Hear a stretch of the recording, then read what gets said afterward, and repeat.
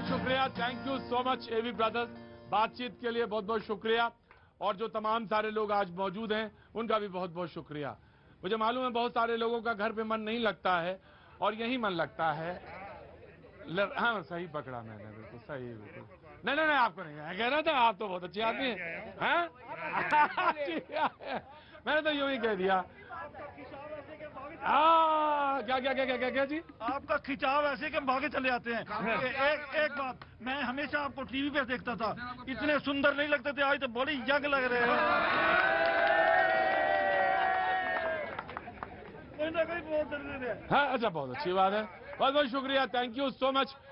नहीं बाबूजी, मेरा बड़ा इतना ही बड़ा बच्चा है, बेटा इतना ही बड़ा है। मैंने नहीं कहा, आपने नहीं कहा, आपने नहीं दिया, मैंने भी सब कुछ कह दिया, दोनों ने नहीं कुछ कहा। बहुत बहुत शुक्रिया, थैंक यू सो मच। बातचीत के सिलसिले को शुरू करेंगे और आज जो तमाम सारे लोग मौजूद हैं मैं उनका स्वागत करता हूं। बाबूजी को दो। और बातचीत के सिलसिले को जोड़ने के लिए वो जो तमाम सारे लोग मौजूद हैं उनका बहुत बहुत शुक्रिया।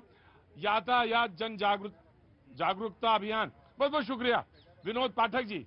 जी पाठक जी, ये क्या है? सबसे पहले आपका बहुत बहुत सभी लोगों का धन्यवाद देना चाहता हूं कि इन लोगों ने मेरा सहयोग किया। पंडित विनोद पाठक सेवाभाव चैरिटेबल ट्रस्ट के तहत मिशन जन जागरूकता अभियान मिशन जीरो का हमने शुरुआत की है। मैं आपको जानकारी देना चाहता हूं कि पिछले ये जरूरत क्यों पड़ी। पिछले अगर हम बात करें तो तकरीबन हर दिन हर घंटे 50 से 55 सड़क हादसे होते हैं, हर 4 मिनट में एक की मौत होती है और 360 लोग एक दिन में उनकी मृत्यु हो जाती है। 360 लोग। और एक साल की बात करें तो तकरीबन 1,50,000 लोगों को जाने जा चुकी हैं और 4.5 लाख लोगों का हादसा हुआ। कोरोना से ज्यादा। और 50 से 55 लाख, पिछले एक दशक की बात करें तो 55 लाख लोग सड़क में घायल हुए हैं दुर्घटनाओं में और 12.5 लाख लोगों की जानें जा चुकी हैं। आप क्या करते हैं? हमने ये मिशन के तहत मिशन जीरो के तो पहले आते थे यहाँ पे? मैं आता था, लेकिन एक आपका आशीर्वाद था, आपने बोला कुछ करिए, इस राष्ट्र के लिए बेहतर करिए, जितना जब भी हो सके कुछ अच्छा। अगर तो फिर आप कहाँ चले गए?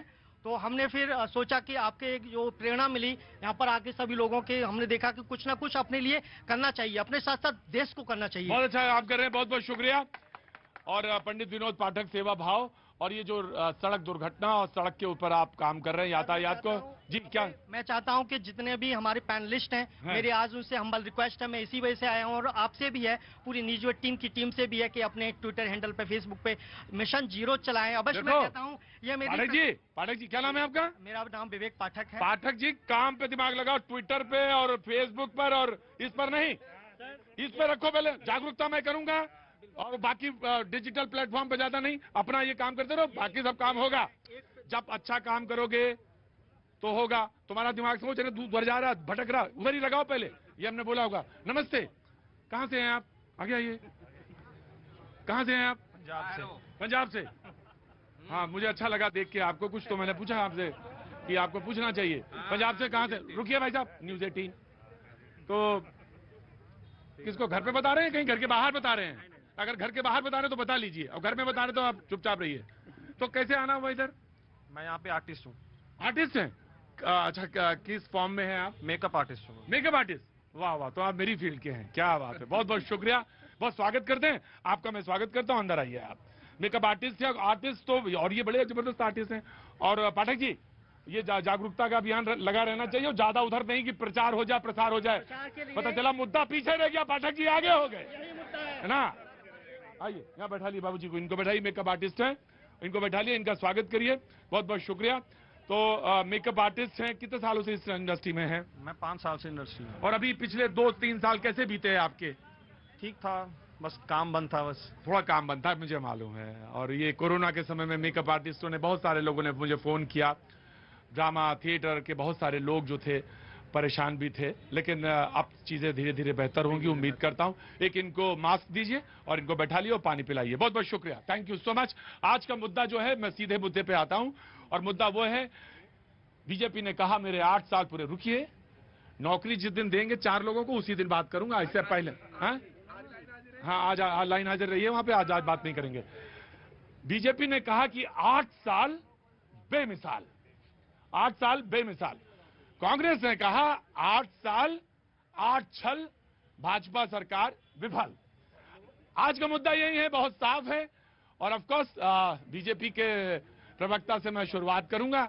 और जो आज के मेहमान मौजूद हैं, राहुल त्रिवेदी जी जो खुद खड़े हैं सामने बीजेपी का पक्ष रखने के लिए, डॉक्टर अजय जो उपाध्याय, बहुत बहुत शुक्रिया, थैंक यू। कांग्रेस का पक्ष है ये, विवेक श्रीवास्तव सीपीआई का पक्ष रखने के लिए मौजूद है, बहुत बहुत शुक्रिया। हाजी मेहरुद्दीन रंगरेज साहब कुछ देर में आते हैं, थोड़ा लेट आते हैं वो हमेशा, अभी आएंगे थोड़ी देर में, बहुत बहुत शुक्रिया। संजीव उनियाल जी मौजूद हैं, बहुत बहुत शुक्रिया, thank you so much Sanjeev Uniyal ji. Rahul Lal ji मौजूद है हमारे साथ, बहुत बहुत शुक्रिया, thank you so much. Mamta Kale मौजूद है, बहुत बहुत शुक्रिया, thank you so much Mamta. और विकास हमारे साथ मौजूद हैं, बहुत बहुत शुक्रिया, thank you so much. Alpana मौजूद हैं, बहुत बहुत शुक्रिया, थैंक यू सो मच। और आसिफ जी मौजूद हैं, बहुत बहुत शुक्रिया, थैंक यू सो मच। 8 साल बेमिसाल, कांग्रेस कहती है 8 साल 8 छल। सबसे पहले जानना चाहता हूं, छल तो देश के साथ इन्होंने किया है। आज देश से लेकर विदेश में मैं आप लोगों से पूछना चाहता हूं, किसका डंगा बज रहा है?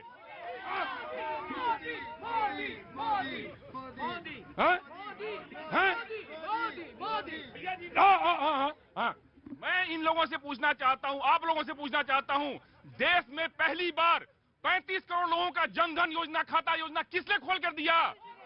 आज देश में कश्मीर से 370 जो एक भ्रम जाल फैलाकर कांग्रेस ने रखी थी, जो छलवावा था, उस छलवा को किसने खत्म किया? 3 तलाक को किसने खत्म किया? फिर कैसा छल? ये सारा छल करने वाली तो कांग्रेस पार्टी। ऑफ कोर्स आया, मैं आया। वकील साहब नमस्कार। तो किधर से आ रहे हैं, हाई कोर्ट से या सुप्रीम कोर्ट से? मैं सुप्रीम कोर्ट से हूँ। सुप्रीम कोर्ट से, बहुत बहुत स्वागत है आपका। और क्या नाम हो गया आपका? सचिन चंदेला। सचिन चंदेला जी। जी भगवान जी को लेके आई हैं, आइए दर्शन कर ले हम भी, लाइए। राधे राधे, जय हो कृष्ण। देश में बस ऐसे ही सुख शांति अमन बना रहे। तो ये जहां जहां आप जाती हैं भगवान को लेके जाती हैं, ऐसे ही लेके घूमती हैं। तो आज भगवान जी के नॉट प्लेस घूमने आए हैं, ये यहाँ ये पास आइए, पास आइए, आगे आइए। तो आज भगवान जी के नॉट प्लेस घूमने आए हैं। ये सनातन धर्म की ताकत है जो आप कहीं भी भगवान को घुमा सकते हैं। बहुत बहुत शुक्रिया, थैंक यू सो मच। सवाल ये इन्होंने कहा कि 8 साल 8 छल, बेमिसाल। इन्होंने कहा 8 साल 8 छल। जनता की तरफ मैं रुक करता हूं, वकील साहब मैं आता हूं। ऑफकोर्स कांग्रेस का जवाब। 30 साल में सबसे ज्यादा बेरोजगारी, थोक महंगाई दर सबसे ज्यादा किसने दी? नहीं कहेंगे मोदी मोदी। अब ये पूछिए, मुझे बताएंगे। पूछिए, आप पूछिए।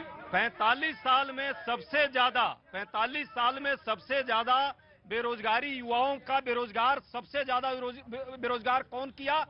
मोदी। मोदी 8 साल में नहीं बुलाएंगे, देश देख रहा है। तीसरी बात, देश में जिस तरह से अच्छे दिन का वादा था, आगे अच्छे दिन। 5000 करोड़ रुपए की संपत्ति भाजपा की बढ़ी है, भाजपा के अच्छे दिन आए।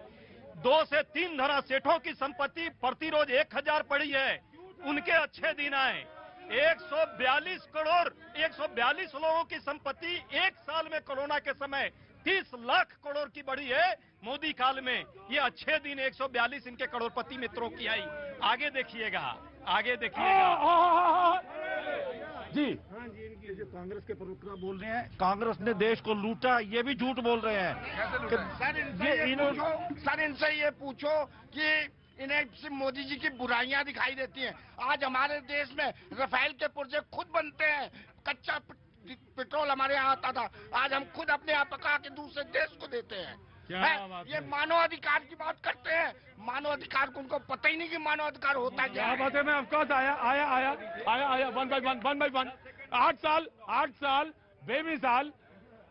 बीजेपी कहती है 8 साल पूरे में, रुको, 8 साल बेमिसाल, 8 साल 8 छल। नो वकील साहब, ना। जी कैसे हैं? मैं आपसे मिलने आऊँ स्पेशल। हम ही से मिलने हैं स्पेशल। तो आप तो हरियाणा के हैं। आप एक अच्छे पत्रकार हो, रण में रहते हो, हर वक्त युद्ध में रहते हो। क्या बात है, बहुत शुक्रिया, बहुत शुक्रिया, thank you so much. Of course I will give you chance. मैं पूछना चाहता हूं, आप लोग जरूर पूछिए, लेकिन मोदी जी से कुछ प्रश्न भी पूछिए। और प्रश्न है 2014 में जेंडर इंडेक्स जो था, ग्लोबल हंगर इंडेक्स, वो 55 था, आज बढ़कर 101 है। इसी तरह एक फ्रीडम, जो प्रेस का फ्रीडम था, 140 उस समय थी, आज 150 है। बढ़ता गया, घटता गया, मैंने रैंकिंग के लेवल पे भारत के लोगों को यह क्या प्रश्न नहीं पूछना चाहिए? जितना कहना है मोदी मोदी मोदी का गान कीजिए, लेकिन अच्छे दिन कब आएंगे?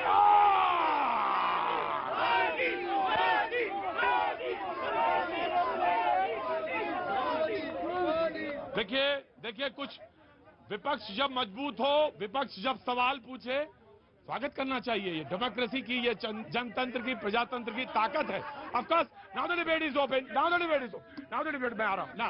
बेईमानों को मोदी जहल लगता है, गद्दारों को मोदी कहल लगता है और ईमानदारों को मोदी लहर लगता है। इनसे पूछिए कि 70 साल जो आतंकवादियों को सरकारी मेहमान बनाकर, अपना दामाद बनाकर जेलों में खिला रहे थे, प्रधानमंत्री के कार्यालय में आतंकवादी फोटो खिंचवा रहे थे, वो सब क्या था? देश को छला इन्होंने, छला लूटा इन्होंने, लूटा।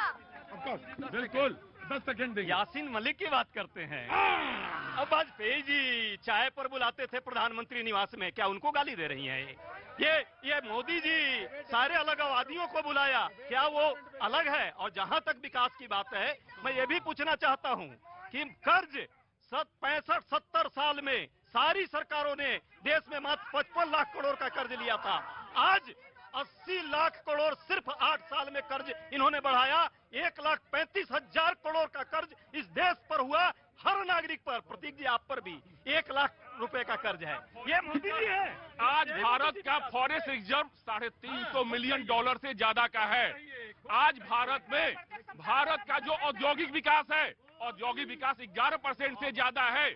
आज भारत विश्व की तीसरी सबसे बड़ी अर्थव्यवस्था है और 2004 से 14 तक इन्होंने मात्र 49 लाख करोड़ रुपए खर्च किए, और वो खर्च नहीं किए, वो घोटाला किए विकास के नाम पर। इन्होंने आज चिदम्बरम के घर पे जाकर देखिए, आज सोनिया गांधी के घर पर देखिए, राहुल गांधी के घर पे देखिए, वो कौन सी कंपनी के सीईओ हैं, उन्होंने कौन सी नौकरी की, कहां से उन्होंने इतना पैसा संपत्ति अर्जित किया। लेकिन यूपीए एनडीए की सरकार और 8 साल में मोदी जी की सरकार ने 91 लाख करोड़ रुपए सिर्फ और सिर्फ विकास में खर्च। नौजवान एक खड़ा हुआ है, मेरी तरफ हाथ उठाता है। नाम मैं पूछना चाहता हूं, पहले नाम जानना चाहूंगा। आ रहा हूं जी, क्या नाम है बेटा? हर्ष नाम है। हर्ष आ रहा भैया जी, आ रहा भैया जी। एक चीज वो भूल गए। एक मिनट रुको भाई, बाबूजी रुको यार, भैया जी नहीं, ना, यू हैव टू कीप, ना कीप चालू। क्या नाम है बाबूजी आपका?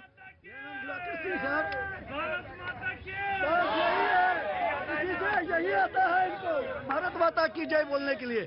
अभी जो हो रहा है उसके बारे में सोचे, देश कितनी महंगाई में जा रहा है, तेल मिलना, घर चलाना मुश्किल हो गया मिडिल क्लास को। खून के आंसू रो रहे हैं लोग, घर में सब्जी नहीं है, घर में खून के आंसू रोते हैं लोग, अनाज तक नहीं है, मजदूर जाता है कमाने के लिए, खाने के लिए पैसे नहीं है उनके पास। आज ये हाल है मिडिल क्लास का। मिडिल क्लास बच्चे को पढ़ा नहीं सकता, लिखा नहीं सकता मिडिल क्लास के लोग है। ये आज कहते हैं क्या हम विकास कर रहे हैं। बाबूजी आपका नाम क्या है? मेरा नाम दिवाकर सिंह है। दिवाकर सिंह कहते हैं, एक मिनट टाइम से आया करिए भाई, सारे लोग प्लीज। इतनी जोर भगाऊंगा यहां से कि घर तक तुम लोग पहचानेंगे नहीं, घर वाले सब। सवाल ये है कि दिवाकर जी कहते हैं कि मिडिल क्लास जो है पढ़ा नहीं सकता, महंगाई की मार है और तमाम सारे इश्यूज गिनाते हैं। क्या वो झूठ है? हाँ जी, right, one by one, I will come one by one. भैया जी, मैं सारी बात इनका मानने के लिए तैयार हूँ, जो भी इन्होंने कहा सारी बात मैं मान रहा हूँ। ये बताइए कि 2000 पहले में 2013 में आपकी सरकार क्यों चली गई? यहाँ पे जितनी जनता, आप पूछिए उनसे क्यों चली गई। इसका कारण मैं बताता हूँ। इसका कारण है भ्रष्टाचार, घोटाला। कौन कौन से घोटाले? 2G घोटाला, 3G घोटाला, कोयला घोटाला, जीप घोटाला, ट्रैक्टर घोटाला और जीजाजी नो, वन बाय वन, और पर्सनल नहीं, जो बातचीत है उसको वही रखिए ना। मैं आ रहा हूँ वन बाय वन। 8 साल में सरकार की उपलब्धि बता रहा हूँ। पहली बार हम लोगों ने देखा कि सीबीआई हेड ऑफिस में सीबीआई के नंबर 1 और नंबर 2 के बीच में टकराव करा के वहां पे बीएसएफ और सीआरपीएफ के जवानों को लाना पड़ा। संवैधानिक संस्थाओं की यह दुर्गति। आर्थिक मामला पर देख लीजिए, जो आर्थिक उपलब्धियों की गिनती करा रहे हैं, आज मैं कह रहा हूँ कि कोरोना काल से पहले ही जो देश में बेरोजगारी थी वो 50 वर्षों का रिकॉर्ड तोड़ रही थी। आज की स्थिति कैसी स्थिति है? डॉलर क्या कभी, रुपया क्या कभी इतना कमजोर था डॉलर के मुकाबले? सारा रिकॉर्ड तोड़ रहा है, ऑल टाइम रिकॉर्ड तोड़ रहा है। अरे सरकार चली गई, सरकार आते जाती रहती है लोकतंत्र में। 8 साल में ये जो देश कहाँ पहुंच गया, मैं बार बार कह रहा हूँ कि आप छोड़ दीजिए विदेशों का रिपोर्ट, मैं विदेशों का रिपोर्ट भी नहीं देता। मैं तो RBI का ही रिपोर्ट मानता हूँ, रिजर्व बैंक ऑफ इंडिया का, जिसने अभी 2 सप्ताह पहले ही रिपोर्ट दिया कि देश की अर्थव्यवस्था कम से कम 13 साल पीछे चली गई है। क्या कहेंगे इसके ऊपर आप लोग? दो चीजें हैं और 8 साल में जो सबसे बड़ी उपलब्धि बताई। मैं आ रहा हूँ बाबूजी आ रहा हूँ, आप वहीं खड़े होंगे तो मुझे दिक्कत होती वहां आने में। 2 बातें वो कहते हैं, एक तो ये कि जन भागीदारी, सबसे ज्यादा मास पार्टिसिपेशन योजनाओं में यही हुआ। ऑफ कोर्स मैं I will come to you. मैं आया जी। मैं प्रतीक जी, मैं आया। प्रतीक जी, सबसे पहले मैं 2 आंकड़े देना चाहती हूँ। मैं अक्सर आंकड़े देती नहीं हूँ क्योंकि आजकल आंकड़े खोजना कोई बड़ी बात नहीं है, सबके पास स्मार्टफोन है, आप क्लिक कीजिए आते हैं। लेकिन मोदी जी की सरकार आने से पहले इस देश के अंदर जो इन्फ्लेशन रेट था वो था 8.25%। ठीक है, ये था बिफोर मोदी गवर्नमेंट 2014 तक। 8 सालों में वो नीचे आ गया, इन्फ्लेशन रेट नीचे आ गया 7.79%। पहला आंकड़ा।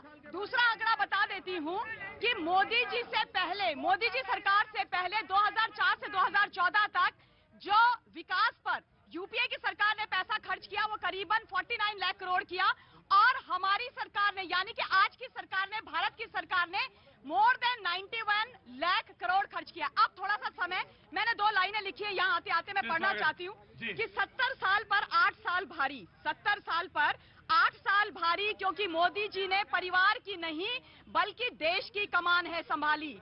महिला, पुरुष, वृद्ध, बच्चे, युवा, गरीब, पिछड़ों की चिंता कर सबका साथ, सबका विकास, सबका विश्वास के शासन की को धुरी बना ली।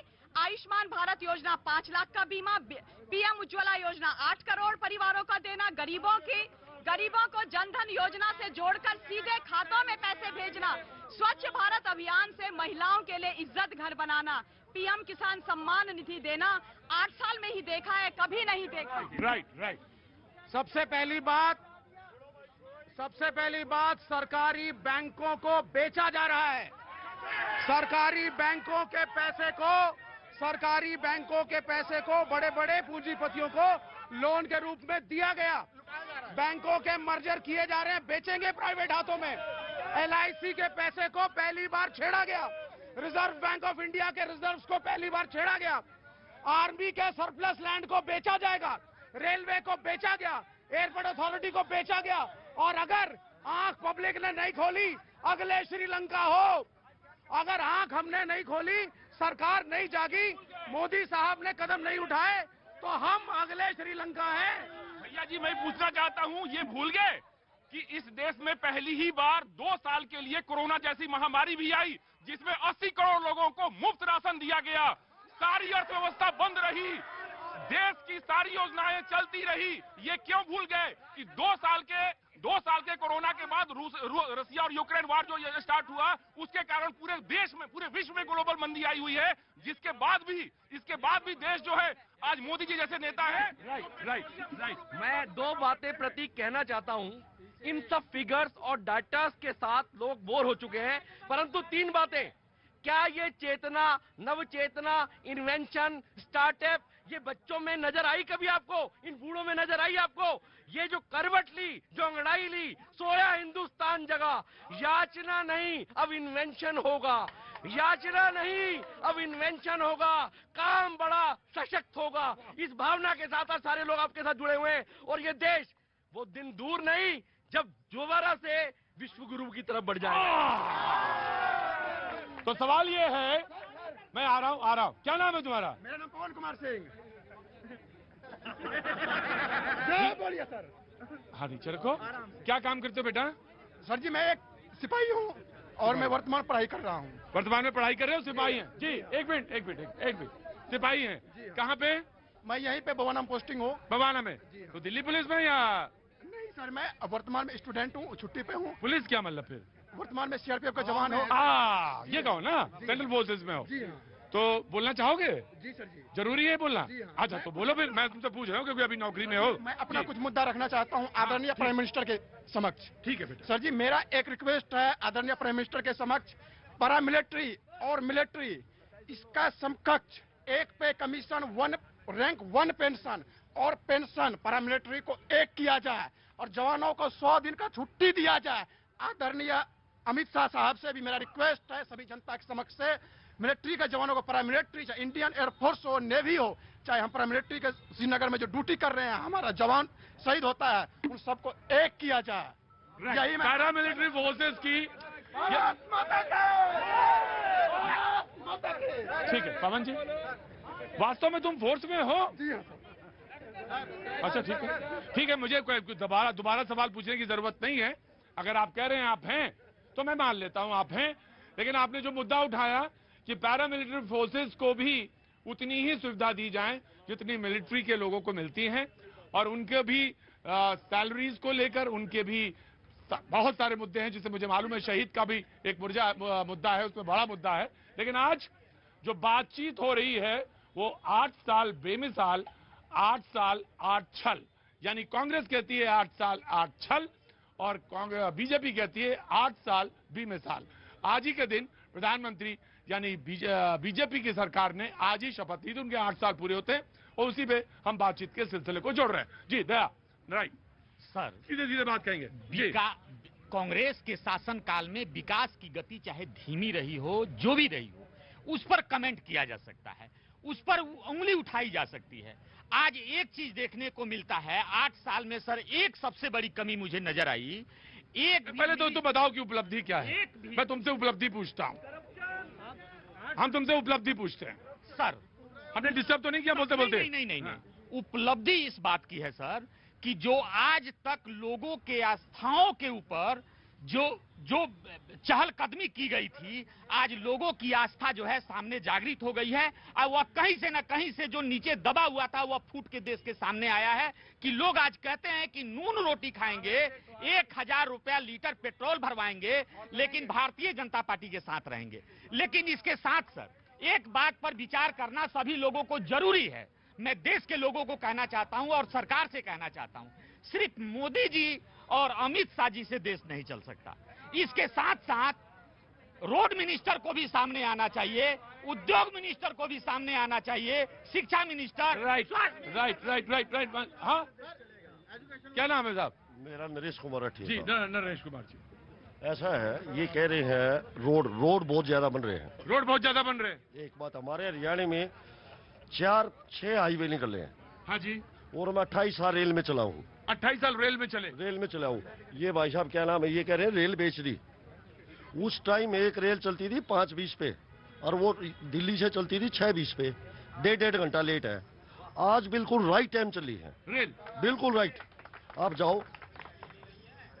मुझे किसी ने पूछा नहीं भाई साहब, लड़ाई झगड़ा नहीं। अगर आपको पूछना है तो आप you have to come this side. अब वहां से कैलाश पर्वत से नहीं पूछेंगे, यहाँ आइए इधर। सवाल ये था कि सबसे बड़ी बात क्या है जो डिफरेंस लगता है। लोगों ने कहा कि पॉलिटिकल विल, इच्छा शक्ति एक ऐसा चीज है जो डिफरेंस दिखाती है, और इच्छा शक्ति, पॉलिटिकल विल जो है बेहतर है, मजबूत है और दिखाई पड़ती है और विजिबल है। जी ऑफ कोर्स, मैं आ रहा हूं जी। बहुत सारे अंतर आए हैं। पहले क्या होता था, डिफेंस डील में जितने भी डील होते थे उसमें बिचौलियों का एक कॉकटेल होता था।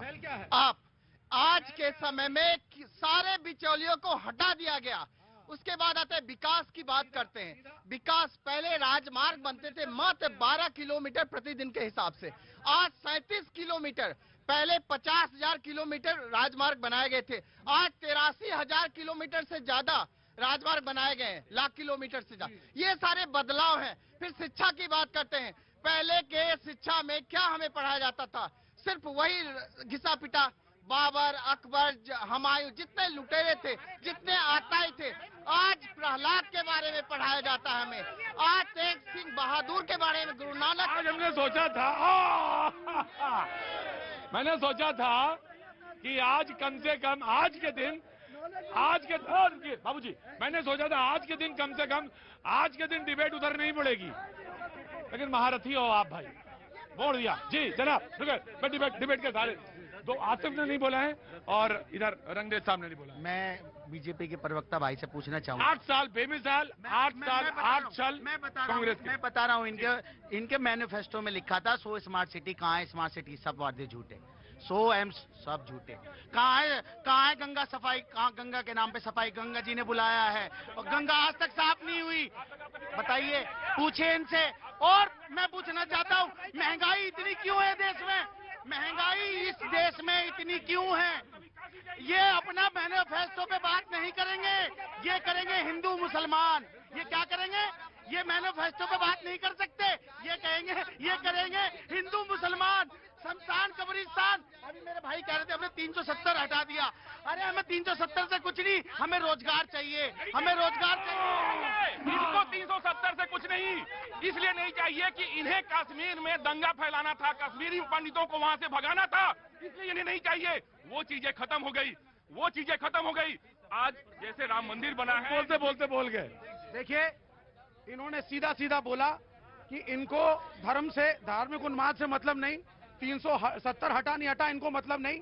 ये टोपी लगाए बैठे हैं, जिन पे उंगली उठा रहे, कह रहे हैं मुझे रोजगार दो, रोजगार दीजिए, नौकरी दीजिए, पढ़ाई दीजिए।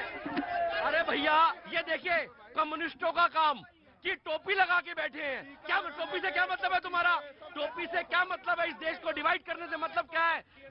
वह देखो, मैं 4 लाइनों में सिर्फ एक बात कहना चाहता हूँ। कम्युनिस्टों की बात छोड़ दीजिए, डिवाइड एंड रूल। वह देखो पास खड़ी मंजिल, वो विश्व सिंहासन पे वह तैयार है हिंदुस्तान बैठने को। वह देखो पास खड़ी मंजिल, इंगित से हमें बुलाती है, साहस से बढ़ने वालों के माथे पर तिलक लगाती है।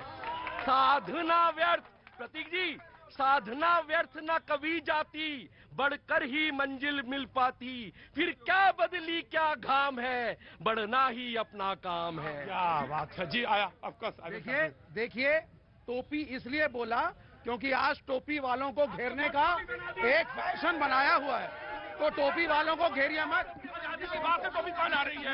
मैं सबसे पहले जो भाई थे सीआरपीएफ के थे, उनको एक बता देना चाहती हूँ कि एमएचए ऑलरेडी इस बात पर मलिंग कर रहा है कि जितने भी सेंट्रल आर्म फोर्सेस के लोग हैं, उनको 100 दिन के पेड लीव दी जाए। पहली बात। दूसरी बात अब मैं ये बता देना चाहती हूँ कि ये बोल रहे हैं धारा 370-35A से टोपी वाले भैया को कोई फर्क नहीं पड़ता, हटा ना हटे। काहे को फर्क पड़ेगा? जो 40,000 लोग मारे गए हैं, आतंकियों ने मारे हैं, उनसे इनका क्या लेना देना? और वहाँ पर जो युवा, चाहे वो मुस्लिम हो कोई भी हो, उनको मोटे मोटे पत्थर दे करके आतंकी बना दिया, बच्चों के जीवन खराब कर दिए, युवाओं को रोजगार नहीं मिला, जम्मू कश्मीर लद्दाख के लोगों को मुख्य धारा से नहीं जोड़ा गया, अलग राष्ट्र बना के रखा, इस धारा के नाम पर अखंड भारत को खंडित करके रखा, हमारे मुकुटमणि को दूर रखा। इनको क्या फर्क पड़ता है? 30 साल से 15 साल बीजेपी को गए, कश्मीरी पंडितों के साथ में 15 साल के अंदर एक काम किया हो तो बताइए। वोट के अलावा कश्मीरी पंडितों साथ में सिर्फ वोट की बात कर रहे हैं। क्या किया आपने? कुछ नहीं किया आप लोगों ने। कोई योजना नहीं है। जो सरकारें आपको पैसे देती वो आपने बंद कर दिया। हरियाणा को कांग्रेस के टाइम पे मिलता था, आज आपने बंद कर दिया। आप कश्मीरी पंडितों के नाम पे सिर्फ वोट मांग रहे हैं और कुछ नहीं कर रहे हैं। रही दूसरी बात, सड़क विकास की बात, हम 40 रुपए टैक्स के देते थे यूपीए के टाइम में, आज 140 रुपए दे रहे हैं दासरा पार करने के लिए। इतना फर्क है 100 रुपए के लिए।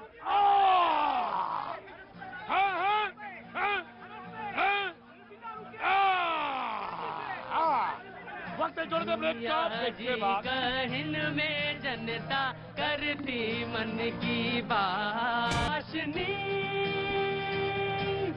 रूबरू रोशनी है, धुआं छटा खुला गगन मेरा, नई डगर नया सफर मेरा, जो बन सके तू हम सफर मेरा, नजर मिला जरा। धुआं छटा खुला गगन मेरा, नई डगर नया सफर मेरा, जो बन सके तू हम सफर मेरा, नजर मिला जरा, रूबरू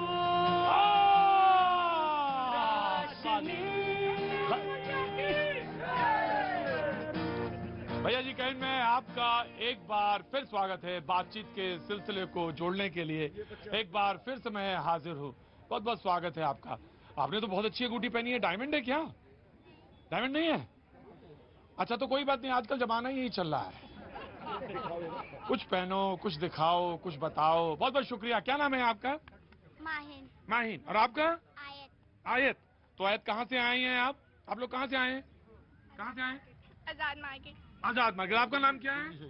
इकरा। इकरा। बहुत बहुत शुक्रिया, बहुत बहुत शुक्रिया इकरा। और जनाब आप कहाँ से आए हैं? मैं इंदिरापुरम गाजियाबाद। इंदिरापुरम गाजियाबाद। किस क्लास में हैं आप? थर्ड में। बहुत बहुत शुक्रिया। तमाम वो बच्चे, मैं अक्सर ये बात कहता हूँ, तमाम वो बच्चे जो यहाँ आते हैं उनका बहुत बहुत स्वागत है। बहुत बहुत, मैं कम से कम इतना कह सकता हूँ जो मैं हर बार बोलता हूँ, कोशिश तमाम ये है कि एक हरा भरा देश, सुरक्षित देश, खुशनुमा मुल्क जब जाएं यहाँ से छोड़ के तो तुम सबको दे के जाएं। इकरा का एक बहुत खूबसूरत देश हो जिसमें हम सब लोग रहते हैं, जिसमें इकरा भी रहें, जिसमें तमाम वो सारे लोग जिसके सबकी जगह है, उसमें ऐसा मुल्क छोड़ के जाना चाहते हैं। है ना? सही बात है, गलत बात है? सही बात है। सही बात है। हाँ। कौन सी क्लास में पढ़ते हो? क्या? कौन सी क्लास में पढ़ते हो? 3 में? थर्ड में। बहुत अच्छी बात है, थर्ड में ही तुम्हारी बुद्धि बहुत अच्छी है। बहुत बढ़िया, बहुत बहुत शुक्रिया। बातचीत का सिलसिला ये कि प्रधानमंत्री ने कहा या बीजेपी ने कहा कि परिवारवाद ने इस मुल्क को खोखला किया, परिवारवाद ने ही तमाम सारे युवाओं का रास्ता बंद किया। बातचीत का सिलसिला शुरू करते हैं। बहुत सारे लोग बातचीत के लिए यहाँ पे अपनी बात रखना चाहते हैं। ऑफ कोर्स मैं यहाँ शुरू करूंगा। जी जनाब, वकील साहब आए, पहले इनसे बात कर लें। जी। कांग्रेस ने पूरे भ्रष्टाचार करके, परिवारवाद करके तो बीजेपी इस पूरे मुल्क का तबाह करने की कोशिश करी। मोदी सरकार ने सर्जिकल स्ट्राइक करी, हमारे देश के सेना के जवानों ने बता दिया, पराक्रम करके दिखाया कि ऐसी सर्जिकल स्ट्राइक ऐसी पूरे देश में कभी ना कभी हुई है और ना कभी होगी। राइट। क्या नाम है साहब आपका? सचिन चंदेला। सचिन चंदेला जी बोलते हैं, लेकिन बगल वाले साथी इनके नहीं बोलते हैं। आप नहीं बोलते? बोलते हैं सर। कम बोलते हैं? हाँ ठीक है, कोई जरूरत नहीं, अभी ना बोलिए, फिर बाद में बोलिएगा। बहुत बहुत शुक्रिया। आप बोलते हैं? बोलते हैं क्या? मतलब ऐसा डांटेंगे हमको क्या? हाँ, क्यों डांटेंगे आपको? कहाँ के? मुजफ्फरपुर के? हाँ, बता रहे हैं आपको कि हमें क्या बताएंगे आप? हैं? हाँ, कि परिवारवाद केवल कांग्रेस में ही है, बीजेपी में नहीं है। यू भाई साहब बोले कि परिवारवाद बीजेपी में होता है, बीजेपी में नहीं होता है। कहाँ से होता है? मुजफ्फरपुर से हम। नहीं, कहाँ होता है? कहाँ होता है? कांग्रेस में होता है। और कहाँ होता है? अच्छा, मेरे साथी है, उनसे पूछ लीजिए। कांग्रेस। मैंने कहा कि अभी ये कहने वाले हैं मुझसे। मैं मुजफ्फरपुर में शो कर रहा था, मैंने यही सवाल पूछा, कहाँ होता है? बोले पूरे बुड़बकी हैं क्या आप? जानते नहीं आप? मैंने कहा अभी आ सकता है जवाब। जी जनाब, जनाब, वन बाई वन साहब। अच्छा सुनिए अब ज्यादा भड़का ना बनिए। जी जी। देखिए, परिवारवाद, क्षेत्रवाद, जातिवाद से कोई भी पार्टी अछूती नहीं है। सब में इस तरह की भावना बढ़ी हुई है। वोट के लिए चाहे जात का कोई जातिगत मामला हो या कोई क्षेत्रवाद का मामला हो, ये सारी पार्टियां करती हैं। जहां तक बात आपने कहा है ये देश की सुरक्षा को लेकर के, कोई भी सरकार देश में बैठी है, उसको जरूरी है कि वो देश की सुरक्षा, अखंडता, एकता, अस्मिता का ख्याल रखे। साथ ही बेरोजगारी, महंगाई इस देश में जो भी बढ़ रही है उस पर भी सबको ध्यान देना चाहिए। अभी बहन जी कह रही थी कि धारा 370 हट गया है। अभी 3 दिन पहले सभी न्यूज़पेपर में आया कि कश्मीरी पंडित लाल चौक पर बैठ करके जस्टिस की मांग कर रहे थे कि हमको न्याय मिले, हमारे लिए सरकार ने किया क्या है।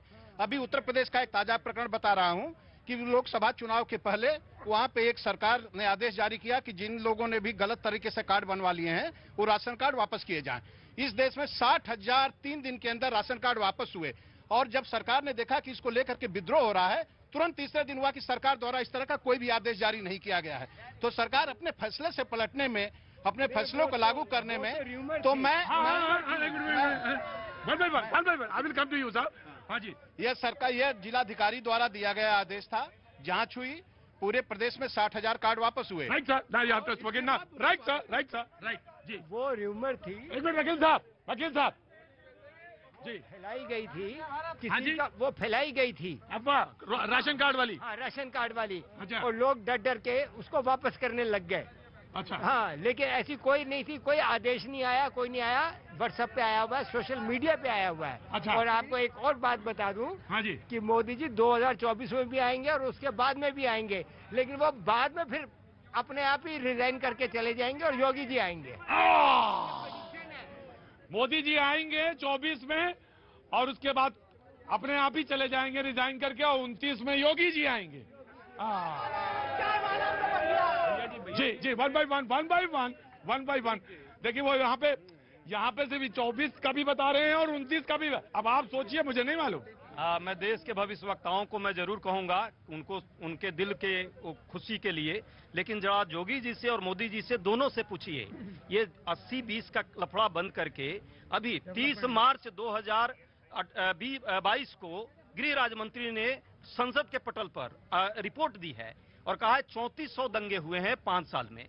ये 5 साल के अंदर 3400 दंगे देश में, और देश के राजधानी दिल्ली में जो दंगे हुए थे, करावल नगर का 53 लोग मारे गए। अल्पसंख्यक आयोग ने कहा कि भाजपा के लोग इसमें इन्वॉल्व थे। आम आदमी पार्टी के नेता ताहिर हुसैन, जिनके ऊपर ये आरोप सिद्ध हो गया केजरीवाल ने कराया था, उसके लिए मोदी जी को क्या कह रहे हैं? ये माने, ये कहें कि आम आदमी पार्टी ने कराया था। मैं एक चीज कहना चाहता हूँ, इस देश में 2014 के बाद जो उसके पहले आतंकवादी हमले पूरे देश में होते थे, वो सारे आतंकवादी हमले होने बंद हो गए। आज पूरा देश कपिल मिश्रा और अनुराग ठाकुर का नाम कब लीजिएगा?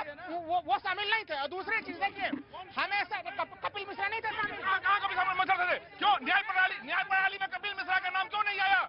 क्यों न्याय प्रणाली में नहीं? न्याय प्रणाली है, न्याय व्यवस्था है। क्या हुआ आपका ताहिर हुसैन, आपका यहाँ पे जहांगीरपुरी में आपका क्या हुआ? कोई जज नहीं देता रहा। अभी यासीन मलिक, ताहिर हुसैन, ये सारा 2020 में जो दंगा हुआ था रामलीला मैदान में किसी ने वहाँ रैली किया था, कहा था सीए और एनआरसी के चक्कर में उन्होंने कहा था कि अब हमें घरों में नहीं बाहर निकलना पड़ेगा। ये उसी के 4 दिन बाद दंगा हुआ है। और दूसरी बात मैं कहना चाहता हूँ, वो कह रहे गंगा साफ हो गई। मैं गंगा जी के किनारे रहता हूँ, मेरी गंगा पूरी तरह साफ हो गई है। 14 से पहले गंगा में कोई जल्दी से नहाने नहीं जाता था। और दूसरी बात मैं कह रहा था, जम्मू कश्मीर 370, इन्होंने कहा 370 से हमको मतलब नहीं है। 2019 के लोकसभा चुनाव में भारतीय जनता पार्टी ने अपने मैनिफेस्टो में डाला था कि हम 19 में आएंगे, 370 भी हटाएंगे और राम मंदिर ही बनवाएंगे। भारतीय जनता और जो हिंदुस्तान ने वोट किया है, वो सिर्फ 370-35A के लिए वोट किया था। राइट, कांग्रेस। नो कांग्रेस। ठीक जी, 2014 और 2019 का मैनिफेस्टो भाजपा वाले को और इन भक्तों को भी पढ़ लेना चाहिए कि उन्होंने और भी बहुत सारी बातें कही थी। रोजगार 16 करोड़ 8 साल में देंगे, 12 करोड़ लोगों का रोजगार खत्म हो गया, 84% लोगों की आमदनी कम हो गई, देश में गरीबी का आलम यह है, 22.5 करोड़ लोग जो है गरीबी रेखा के नीचे आ गए। ये है आलम इस देश में, और ये 8 साल का बेमिसाल ममता। देखिए, मुझे तो बहुत जरूरी 2-3 चीजें बोलनी है जो अभी इन भाई ने बात बोली है। रामलीला मैदान से एनटीसीए के दंगे होने के कुछ दिन पहले भारतवर्ष की एक बड़ी सम्माननीय महिला नेत्री ने बोला था, आर पार की लड़ाई होगी, और आर पार की लड़ाई होने बोला और दिल्ली जला। दिल्ली में दंगे हुए, मासूम मरे, चाहे वो कहीं के भी थे। और दूसरी जरूरी बात बता देना चाहती हूँ भाईजान को, मेरे भाईजान को, भाईजान कौन सी गंगा में डुबकी लगाकर आए हो? आज तक कभी महादेव का नाम लेके किसी गंगा में डुबकी लगाने गए हो? जाके देखो, हर गंगा साफ है। बोलो हर हर गंगे। हमने नाते देखिए तैरती हुई, हिंदुस्तान गवाह इस बात का आपकी नाकामी का नतीजा था, जो गंगा में एक एक करके लहसे ऐसे तैर रही थी जैसे आपने टीले बना रखे हो। आप सनातन ज्ञान कब तक लोगे? आप सनातन ज्ञान ले रही हैं, हाथ ना लीजिए, आप हकीकत की बात कीजिए।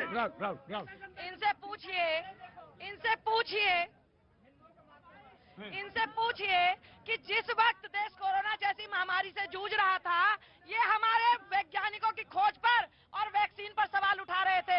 ये बात करते हैं गरीबी की।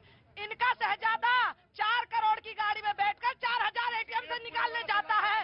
इनका शहजादा नो, कोई शहजादा नहीं। फिर विषय से भटका रहे हैं। मैं केवल यही कहूंगा, कर जीडीपी अनुपात 90% को क्रॉस कर चुका है। 1991 से जब से उदारीकरण आया, इस देश में एक सहमति रही, सरकारें चाहे कोई भी आई और गई, कि 24 पैसा से ज्यादा ब्याज नहीं जाएगा। ना सुनिए,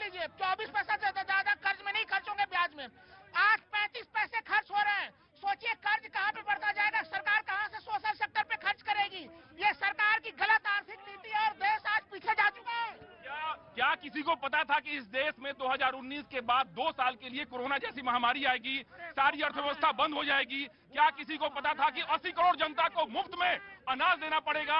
क्या लोगों को पता था कि 100 करोड़ जनता को 3 वैक्सीन देना पड़ेगा? क्या लोगों को पता था कि उसके बाद रूस यूक्रेन जैसा महायुद्ध होगा? क्या ये सारी चीजें पता थी? बावजूद उसके देश में सारे विकास के कार्य उसी हिसाब से चल रहे हैं जिस तरह से 2019 के बाद। मैं आया सर, बहुत गर्मा गर्मी, मैं जनसंख्या पे आ रहा हूँ। बहुत गर्मा गर्मी है सर। मैं थोड़ा सा स्पेशल कहना चाहता हूँ। सारा देश आपका प्रोग्राम देख रहा है, स्पेशली दिल्ली सरकार। देखिए, मस्जिद बनवाने के लिए, मंदिर बनवाने के लिए बहुत सारी पार्टियां हैं, ठीक है, लेकिन आम आदमी पार्टी पूरी दिल्ली को बेरोजगारी से फ्री कर सकती है। मैं दिल्ली के मुख्यमंत्री, उप मुख्यमंत्री के ऑफिस में गया था, अपना एड्रेस भी देखा आया हूँ। एक बार कांटेक्ट कर लीजिए, खर्चा सिर्फ 100 करोड़ है। अगर कोई बच गया, गारंटी देता हूँ, उसको भी बेरोजगारी भत्ता दिया जा सकता है, सिर्फ 100 करोड़ खर्च करके। तुम्हारे पास योजना क्या है सर? वो बताने का 100 करोड़ खर्चा। इसके अलावा 2 चीजें बता सकता हूँ फ्री में। पहली बता देता हूँ, मुद्रा योजना। मुद्रा योजना मोदी जी ने चलाई थी, 35 करोड़ लोगों को उसमें पैसा दिया गया है। तालियां बजा सकते हैं सारे के सारे। लेकिन अब सोच लेना जरा, 40 करोड़ देश में बच्चे हैं, 20 करोड़ खाट में पड़े हुए हैं, बच्चे 80 करोड़, 35 करोड़ लोगों को लोन दे दिया, यानी कि हर 2 में से 1 को। सोच के देख लेना जरा कहाँ गया है वो पैसा। पहला तो ये। दूसरा, सर 12 रुपए में और 360 रुपए में जीवन बीमा वगैरह का प्रोग्राम, 2 योजनाएं आई थी, ठीक है। उसमें से आज तक कितने लोगों को पैसा मिला है? सारी मीडिया आज मेरे को देख रही है, एक बार उसकी जरा खोदाई कर लेना। क्या नाम है? मेरा नाम राजू है। राजू, रहने वाला हूँ। काम क्या करते हैं आप? सर मैं बेरोजगार हूँ, इसीलिए मैं बेरोजगारी की बात करना चाहता हूँ। 100 करोड़ रुपए, 100 करोड़ रुपए वे करना चाहिए। और बाजी कहाँ से आ रहे हैं आप? इधर आइए, कहाँ से आ रहे हैं? 1 मिनट को, कहाँ से आ रहे हैं भाई? अरे पंजाब से हैं? पंजाब का आदमी शर्मिला होता है जी। मैं आ रहा हूँ, खड़े रहो अभी जी जनाब। भैया जी, बदलाव तो सच में आया है। 1 मिनट भाई प्लीज, होल्ड ऑन जी। अब बदलाव क्या आया है? 2014 के पहले यदि मनमोहन सिंह विदेश जाते थे तो सबसे पिछली पंक्ति में खड़े होते थे। आज के प्रधानमंत्री हमारे जाते हैं तो जो बाइडेन से भी आगे रहते हैं, वो जो बाइडेन से भी आगे रहते हैं। फिर बदलाव क्या आया है मैं बताता हूँ। पहले 2014 से पहले हमारा देश आंशिक रूप से मुस्लिम राष्ट्र था, और आज आंशिक रूप से, और आज, अरे सुन तो लीजिए, और आज ये मंदिर बनवाने से कतराते थे। देखिए आज मैं पहली बात आपकी जो है आत्मविश्वास, सुनिए मेरी बात, प्रधानमंत्री वाली बात मैं ले लेता हूं। उनका आत्मविश्वास, उनका ऑरा, निश्चित तौर से no doubt about it, no doubt about it. मेरी बात सुनेंगे आप? पहला पॉइंट आपका वैलिड है। प्रधानमंत्री का ऑरा, प्रधानमंत्री की बातचीत, प्रधानमंत्री का देश परिदृश्य में जो उनका आभा मंडल है, I have taken your point, it's good point. लेकिन दूसरा, आप कहीं आंशिक रूप से मुस्लिम राष्ट्र हो गया था, क्या कह रहे हैं आप जी? देखिए, ये जो बात कर रहे हैं मैं उसी को पकड़ता हूं। करवट बदली अंगड़ाईली, सोया हिंदुस्तान जगा। ये वास्तव में करप्शन का जो लगातार सिलसिला चल रहा था, देश को लगातार नेगेटिविटी की तरफ ले जा रहे थे। सर्जिकल स्ट्राइक तक पर, जो कि सिर्फ 3 कंट्रीज ने की है, यूएस ने, इसराइल ने और इंडिया ने, उस पर भी सवाल खड़े कर रहे थे, उस पर भी सवाल इन्होंने खड़ा किया। आज देश करप्शन से हर शाख पे उल्लू बैठा था। सुने, मैं बताता हूँ आज का देश, आज का हिंदुस्तान, आज का हिंदुस्तान और मोदी साहब की सबसे उपलब्धि मैं बताता हूं आपको। बेरोजगार रहिए लेकिन भगवा पहन करके हिंदू हिंदू करिए। बेरोजगार रहिए, इनको टोपियां अच्छी लगती है, इनको टोपियां अच्छी लगती है। भगवा का देश है, ये भगवा का देश है, भगवा देश है, या भगवा कहना चाहेगा। इनको टोपियां नजर आती है, ये सीपीएम है, इसलिए मार्जिनलाइज हो गया ये। नहीं है भगवे पे कोट कर रहे हैं, ठीक है। बेरोजगारी पे रोते हैं, महंगाई पे रोते हैं, अरे जनसंख्या नियंत्रण कानून पे भी रोक। विकास, एक मिनट बोलता नहीं भैया, बहुत। आज मैं सवाल पूछूंगा आपसे, कोई काम करते हैं आप? मिस्टर त्रिवेदी रुकिए, होल्ड ऑन। कोई काम करते हैं आप? बिल्कुल करते हैं सर। क्या काम है? बिजनेस है सर अपना। बिजनेस है? कितने लोग काम करते हैं आपके साथ? मेरे अंडर में होंगे 100-200 लोग, 200 आदमी। ठीक, 200 सुनिए ना, आप अब देखिए, ठीक है, धंधा करते हैं आप। धंधा करता हूँ, मेरे पास कोई बेरोजगार नहीं है, ठीक है। बेरोजगार, सुनिए, ये बेरोजगारी पे बात करते हैं, ये महंगाई पे बात करते हैं। अरे एक बार ये भी बोल दो कि हम दो हमारे 10 साली पॉलिसी भी खत्म कराओ ना हिंदुस्तान से, तभी तो बेरोजगारी खत्म होगी। बच्चे पैदा करोगे 10, बच्चे पैदा करोगे 10 और फिर कहोगे बेरोजगार है, तो मेरा योजना सारी लोगे मोदी जी से बुराई भी। देखिए ज्यादा बच्चे पैदा करने में हमें धर्म विशेष टिप्पणी नहीं करनी चाहिए, पहली चीज। दूसरी चीज, 370 का जिक्र हुआ। हमारा मानना है कश्मीर हमेशा भारत का अंश था और 370 उनको एक हमने वादा दिया था जिसका हटना गलत है, जिसका हटना गलत है। विवेक जी और लेफ्ट पार्टी के लिए मेरा शेर है, अर्ज कर रही हूँ। इनकी स्थिति क्या हो गई है भारतवर्ष के अंदर, सुनिएगा कि न खुदाई मिला न विसाले सनम, न इधर के रहे न उधर के हम। ये तो इनकी ये हालत हो गई है, जब मर्जी आती है कांग्रेस को गले लगा लेते और जब मर्जी आती है कांग्रेस को धक्का मार देते, और इनके पास कोई मुद्दा और एजेंडा तो है नहीं, बस ये चीन की डपली बजाते हैं, चीन की डपली। झूठ की दुकान सजाए बैठे हैं, आपसी झगड़े बुलाए बैठे हैं, चौकीदार कब हटे, सारे चोर इस फिराक में क्या बदलाव है मैं बताना चाहता हूँ। देखिए, बात महंगाई पे होनी चाहिए, बात युवाओं की रोजगार पे होनी चाहिए, मगर बात क्या हो रही है हिंदू मुसलमान। हम चाहते हैं, हाँ, ये देखिए इनकी भाषा, एक दूसरे पे निजी टिप्पणी करना, ये कहाँ का संस्कार है। अरे ये बताइए गंगा साफ क्यों नहीं हुई? मैं बताता हूँ, गंगा में लाशें तैरती हैं और जो गंदे नाले वो पानी सारा गंगा में जाके गंदा मैली, पूरी गंगा मैली वही पड़ी है। और आप वजू नहीं कर सकते? नहीं कर सकते, वजू नहीं कर सकते। मैं मेरे भाईजान को आमंत्रित कर रही हूँ, मेरे साथ चलिए और गंगा मैया में डुबकी लगा करके आइए, और फिर देखिए गंगा कितनी साफ है। झूठ बोलना बंद करो। ये कांग्रेस वाले जो कह रहे हैं, इनके तो नेता राहुल गांधी जो हैं, वो विदेश में जाकर ये कहते हैं कि भारत राष्ट्र है ही नहीं, भारत राज्यों का संघ है। ऐसे तो भारत कांग्रेस पार्टी के नेता हैं। प्रतीक जी, ये लोग, मैं जानता हूं कि ये लोग, मूर्खता होना बड़ी बात नहीं है, लेकिन ज्ञान को समझना चाहिए। क्या संविधान भी नहीं पढ़ते? पहला अनुच्छेद है भारत का कि संघों का राज्य है Bharat, Bharat union of state है। दूसरी बात, उसका पहला पन्ना 10 सेकंड जरा, ये नहीं पढ़ते हैं, क्या चिल्ला रहे हैं? क्या हंगामा यहाँ कर रखा है? क्या ये डिबेट हो रहा है? This is not. मैंने किसी के बीच में नहीं बोला है, क्या नॉन पेंटिंग? अरे क्या फिर राहुल, आवाज तेज कर लेने से झूठ थोड़े आपका सच हो जाएगा। ये देश देख रहा है, ओबीसी SC ST का PSU को इन लोगों ने बेचने के क्या खंडता पे सवाल उठाया है? इसको राज्यों का संघ क्या है? भारत राष्ट्र है और भारत के प्रियम्बल में, संविधान के प्रियम्बल में